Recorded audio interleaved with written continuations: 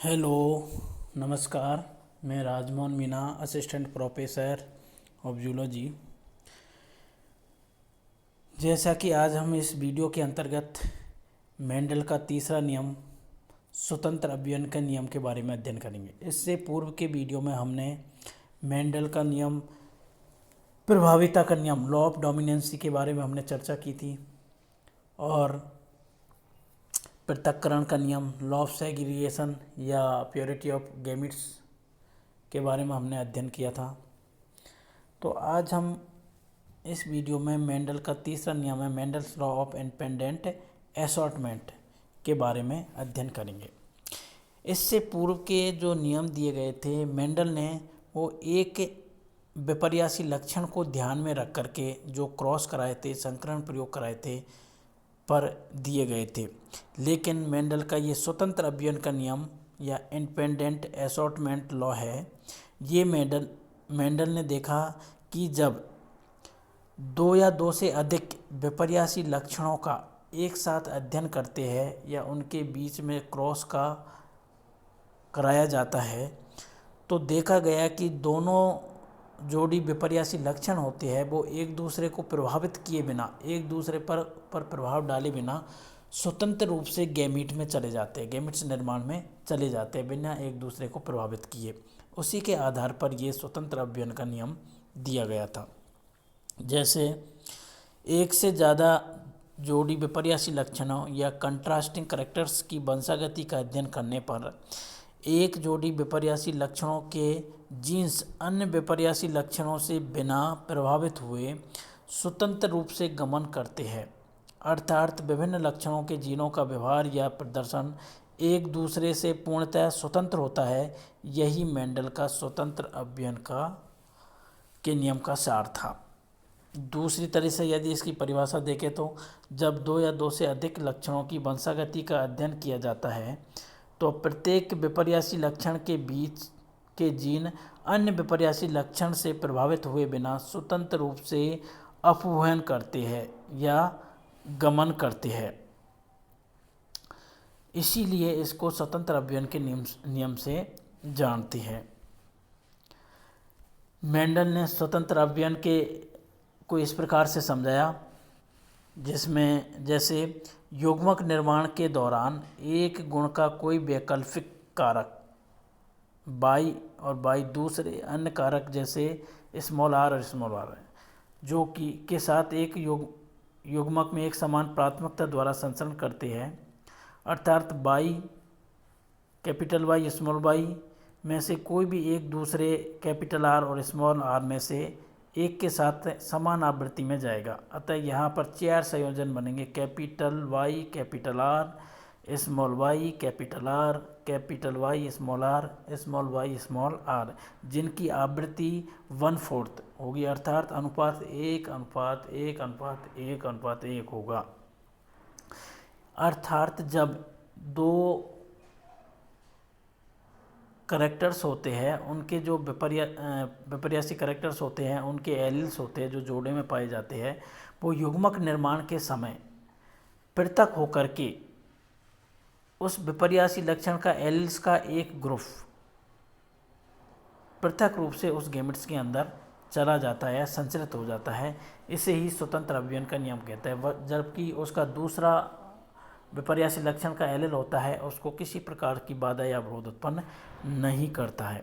यही मेंडल के स्वतंत्र अभियन के नियम का आधार था। यहाँ पर जैसे एग्जाम्पल लेते हैं, मेंडल ने दो विपर्यासी गुणों वाले पादपों का संकरण प्रयोग किए, जिन्होंने संकरण क्रॉस के नाम से जाना जाता है। अब यहाँ पर उन्होंने क्या लिया था, मेंडल ने शुद्ध पीले, जिसको कैपिटल वाई वाई और गोल वीज कैपिटल आर आर वाले समयुग्मजी प्रभावी पौधों के साथ हरे और झुर्रीदार, जो स्मॉल वाई और कैपिटल स्मॉल आर के बीज वाले समयुग्मजी प्रभावी पौधों के मध्य क्रॉस कराया, तो F1PD में पीले और गोल जो संकर थे प्राप्त हुए। विषम युग्मजी होते हैं, हेटेरोजाइगस होते हैं।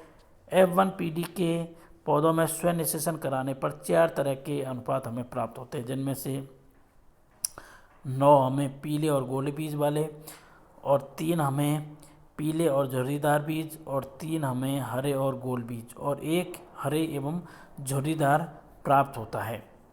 तो ये हमें 9:3:3:1 का जो फिनोटाइप प्राप्त होता है वो डाई हाइब्रिड क्रॉस के अंतर्गत प्राप्त होता है। इसको चेकर बोर्ड के माध्यम से या समझ सकते हैं। जैसे यहाँ पर ये पेरेंट्स है, राउंड येलो, कैपिटल आर और स्मॉल वाई पीले वाले बीज है, और यहाँ पर ग्रीन बीज वाले है, रिंकल्ड बीज वाले है जो कैपिटल आर स्मॉल वाई से रिप्रेजेंट किया गया है। तो ये गैमेट्स का जब फॉर्मेशन होता है इसके द्वारा, तो हमें यहाँ पर 2 प्रकार के गैमेट्स प्राप्त होते हैं। एक प्रकार का गैमेट्स ही प्राप्त होता है क्योंकि होमोजाइगस कंडीशंस है। तो यहाँ पर कैपिटल आर, कैपिटल वाई, इससे भी हमें एक ही प्रकार का गैमेट्स प्राप्त होता है, स्मॉल आर और स्मॉल वाई। इनके बीच में क्रॉस होता है तो हमें जो हाइब्रिड प्राप्त होता है वो capital R small R, capital Y small Y, जो हाइब्रिड प्राप्त होता है वो डोमिनेंट कैरेक्टर्स होता है, जिसमें राउंड और येलो बीज प्राप्त होते हैं। जब इस F1 PD के बीच में सेल्फ पॉलिनेशन कराते हैं तो हमें ये इस चेकर बोर्ड के अकॉर्डिंग हमें 9:3:3:1 का जो रेशो प्राप्त होता है। तो इसमें स्पष्ट है कि 2 विपर्यासी लक्षण हो या ज़्यादा विपर्यासी लक्षण हो, वो एक दूसरे के लक्षण को प्रभावित किए स्वतंत्र रूप से एक पीढ़ी से दूसरी पीढ़ी में संचरित होते रहते हैं। इसी आधार को मान करके मेंडल ने स्वतंत्र अवयवन का नियम दिया था। इसको एक्सप्लेनेशन के माध्यम से यदि हम देखें तो इस प्रकार से है, यह अनुपात तभी आएगा जब गुणों के जीन अलग अलग गुणसूत्रों पर हो, क्योंकि मेंडल ने जो प्रयोग किए उनके कारक 2 समजात गुणसूत्रों पर ही उपस्थित थे।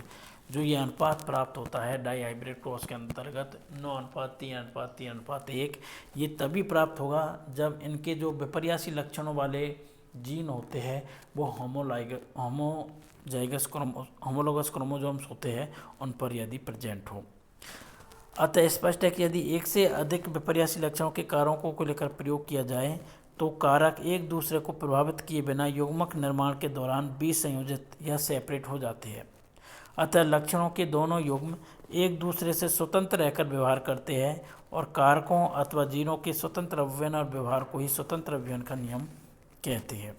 तो इस प्रकार से ये मेंडल ने एक्सप्लेन किया कि जब इनके होमोलोगस क्रोमोसोम पर यदि 2 कैरेक्टर्स के जीन पृथक पृथक होते हैं तभी इस प्रकार का रेशो प्राप्त होता है। अब देखते हैं कि जो मेंडल ने नियम दिए थे 3, law of dominancy, law of segregation, law of independent assortment, इन तीनों नियम को हमने डिटेल में पढ़ा, इनके महत्व के बारे में पढ़ा। अब देखते हैं कि यहाँ मेंडल का जो नियम है इनके महत्व है, आगे जेनेटिक्स में क्या इनका उपयोग किया जा सकता है, किस प्रकार से ये यूज होते हैं, उनके बारे में हम यहाँ पर चर्चा करेंगे।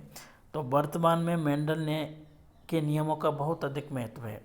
पहला नंबर 1, अधिक उत्पादन।